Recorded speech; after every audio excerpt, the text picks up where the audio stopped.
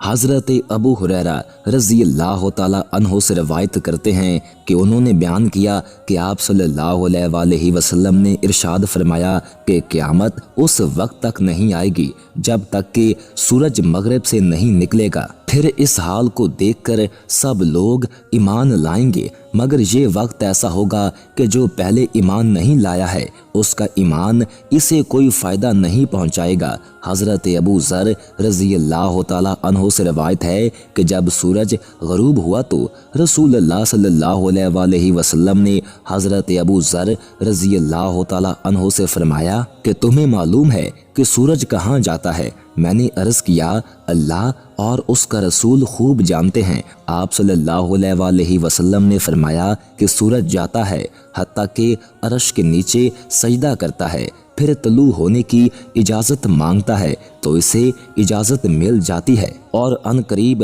وہ وقت آئے گا کہ یہ جا کر سجدہ کرے گا تو وہ مقبول نہ ہوگا، اور طلوع ہونے کی اجازت چاہے گا تو اجازت نہ ملے گی، بلکہ اسے حکم ہوگا کہ جہاں سے آیا ہے وہیں واپس چلا جا۔ اس وقت یہ مغرب سے طلوع ہوگا، اور یہی اس آیت کریمہ کا مطلب ہے، اور آفتاب اپنے ٹھکانے کی طرف چلتا رہتا ہے۔ سورج کے مغرب سے نکلنے کی سائنسی توجیہ ایک ایسا انکشاف ہے کہ اس نے ساری دنیا کو حیران کر دیا ہے۔ مریخ سائنسدانوں کی نظر کا محور رہا ہے، یہاں تک کہ یہ نظریہ سامنے آیا ہے کہ سورج کی روشنی زمین کے بعد مریخ پر پڑتی ہے، اس لیے وہاں زندگی کے آثار موجود ہیں۔ سیارہ مریخ میں جو دانش مندوں نے عجیب ترین چیز کا مشاہدہ کیا ہے وہ یہ کہ پچھلے سال جولائی کے مہینے میں مریخ کی رفتار اپنے محور پر مشرق کی طرف سست ہو گئی، اور آخر میں اس کی رفتار بالکل ہی رک گئی،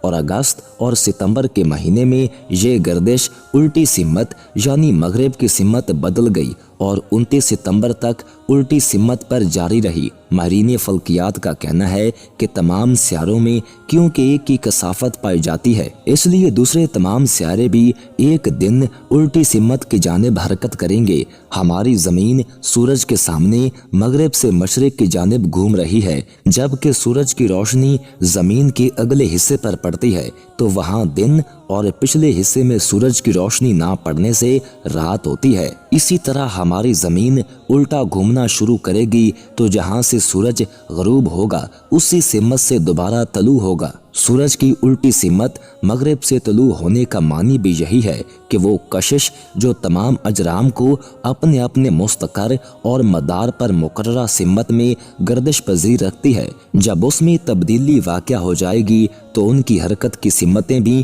متضاد اور متصادم ہو جائیں گی، اور اسی کے نتیجے میں بالآخر سب کچھ آپس میں ٹکرا کر پاش پاش ہو جائے گا، گویا زمین کی گردش الٹی ہو جائے گی جس سے سورج مغرب سے طلوع ہوتا نظر آئے گا، اور قیامت کے روز سورج مخلوق سے انتہائی قریب آن پہنچے گا۔ فلکی طبیعیات کی قرآنی آیات کے ساتھ کافی گہری مطابقت پائی جاتی ہے۔